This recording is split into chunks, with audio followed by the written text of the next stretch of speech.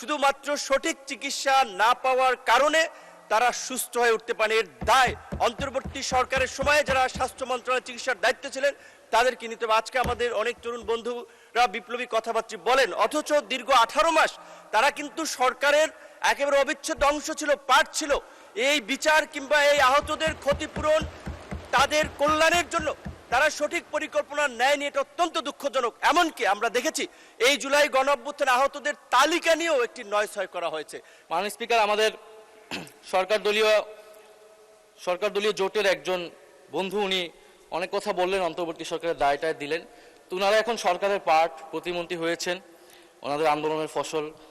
তো জুলাই নিয়ে যতটুকু কাজ মাননীয় স্পিকার অন্তর্বর্তী সরকারই এখন পর্যন্ত করেছে, সেটাই আমরা এখন পর্যন্ত আছে, কিন্তু এটা পর্যাপ্ত আমরা এটাও বলি না। কিন্তু এই সরকার এর থেকে বেশি করে তারপরে কথা বলুক যে তারা জুলাই গণঅভ্যুত্থান নিয়ে কাজ করছে।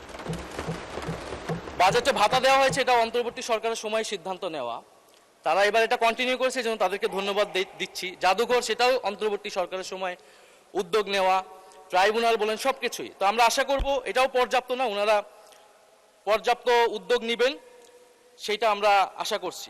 মাননীয় স্পিকার, আমরা দল হিসেবে আওয়ামী লীগের বিচার চাই। ট্রাইব্যুনালে দল হিসেবে আওয়ামী লীগের বিচার করা হবে, যেই দল ইতিহাসে দুইবার সুযোগ পেয়ে এদেশের গণহত্যা করেছে, এদেশের গণতন্ত্রকে হত্যা করেছে এবং এদেশের সকল প্রতিষ্ঠান ধ্বংস করেছে, লুটপাট করেছে।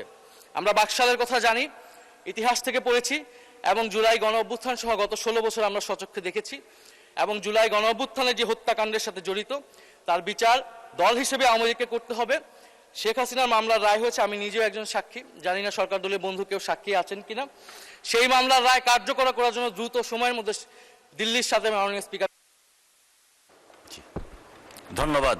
আমরা দুঃখজনকভাবে লক্ষ্য করেছি এবং এটি স্পষ্টতই সত্য যে আমাদের অনেক আহত এবং পঙ্গু আমাদের যোদ্ধারা, আমাদের ভাই বোনেরা শুধুমাত্র সঠিক চিকিৎসা না পাওয়ার কারণে তারা সুস্থ হয়ে উঠতে পারেন। এর দায় অন্তর্বর্তী সরকারের সময়ে যারা স্বাস্থ্য মন্ত্রণালয়ের চিকিৎসার দায়িত্বে ছিলেন তাদেরকে নিতে হবে। আজকে আমাদের অনেক তরুণ বন্ধুরা বিপ্লবী কথাবার্তা বলেন, অথচ দীর্ঘ 18 মাস তারা কিন্তু সরকারের একেবারে অবিচ্ছেদ্য অংশ ছিল, পার্ট ছিল।